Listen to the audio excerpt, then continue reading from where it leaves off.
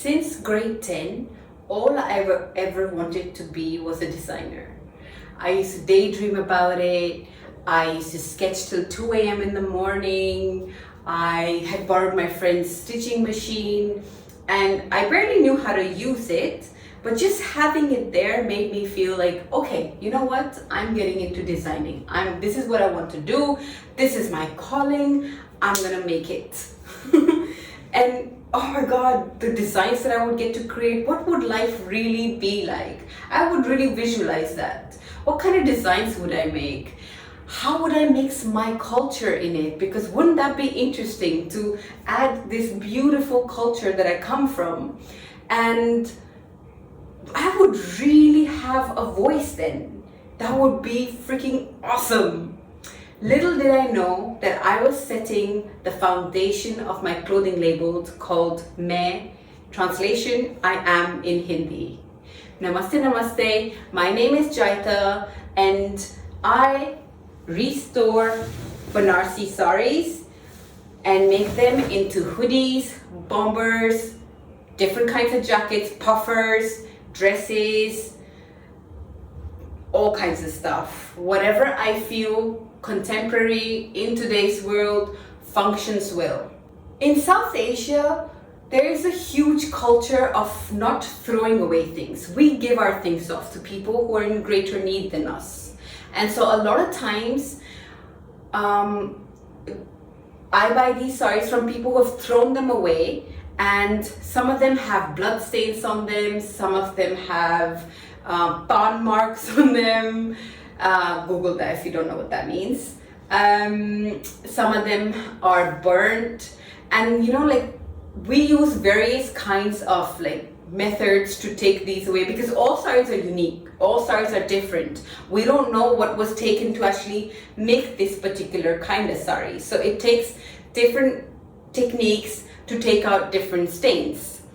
We use toothpaste, we use lemon, we use salt. And here you can see some of them being utilized, where you see this woman who is using toothpaste to take away the marks. We have chewing gum stuck here, that's been taken out. We find all kinds of stuff on the sari, and it's a beautiful process to restore something. And you know, like, a lot of them come in with burnt pieces. And I wonder, and I haven't really thrown away these burnt pieces yet, so I wonder what I'm gonna make with these. I think I'll create one entire piece with just the burnt pieces. I love storing things. My mom calls me a kabadi wala because I store, and then I restore. 9 years into this industry, and I don't call myself a fashion designer. I like to believe that designers are people who create something for the world. They create something according to the trend. They create something that is for a specific year, for a specific season. Whereas I like to think of my designs as timeless. They are created with fabric from one generation to be worn in the current generation, to be given off to the next generation.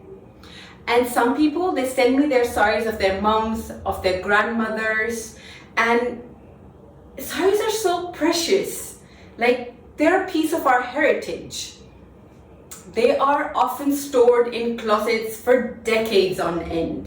And I love to think of myself as this person who takes them out of the closet, uses them, makes them into something more contemporary so that you can wear it again and again and again.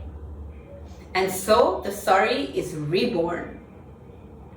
As an artist, we are so focused on being different. You know, it must be something that I come out with that is like blows the world away. It must be something that, you know, just like someone looks at it and it's like, oh my gosh, this person made it. The pressure of making something really different is real.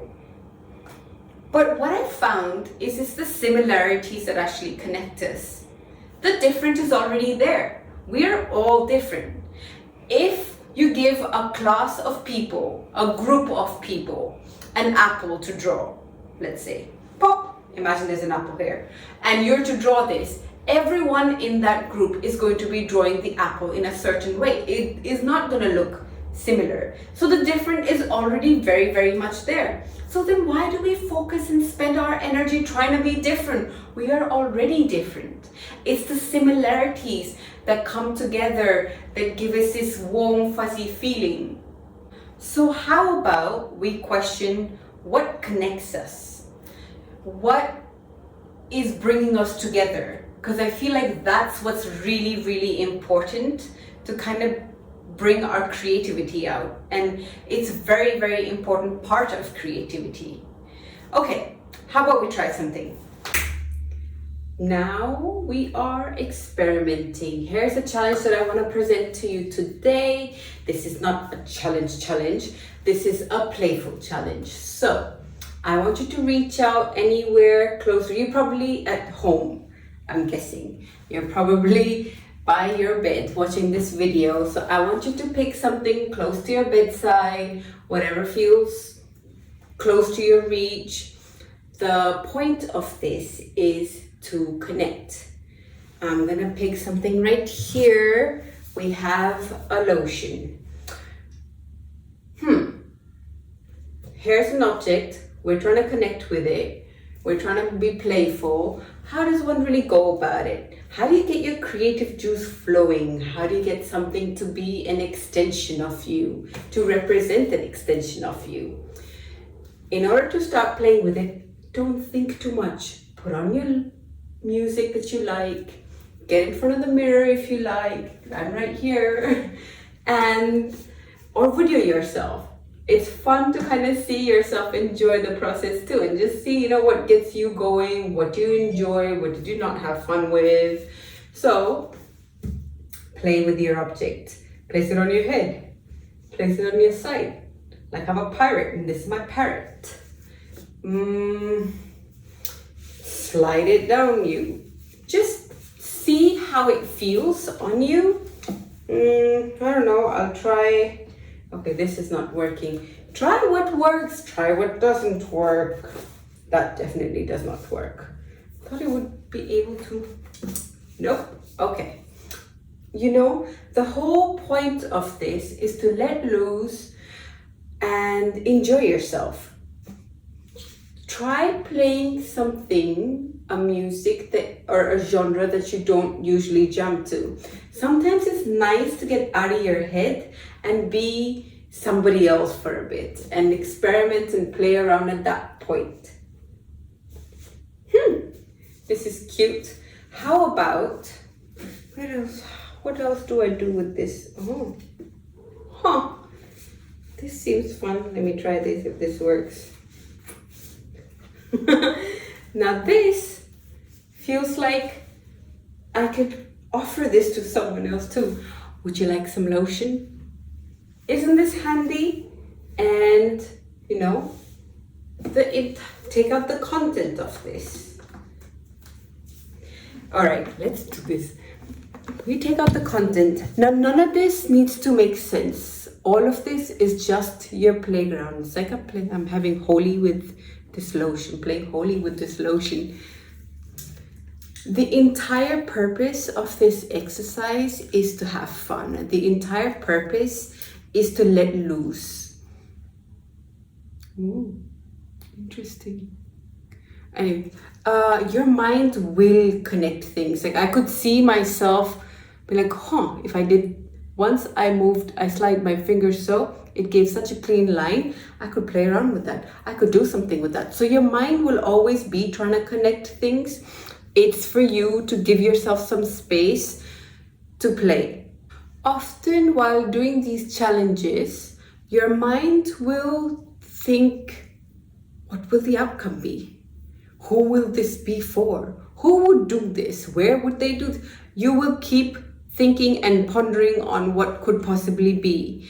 But the challenge here is to play, is to let loose, is to not get carried away with what it will be, rather where it is right now. So have fun, let loose, and I want to see what you guys create. What is your object that you pick up and play with? How do you go about experimenting with it?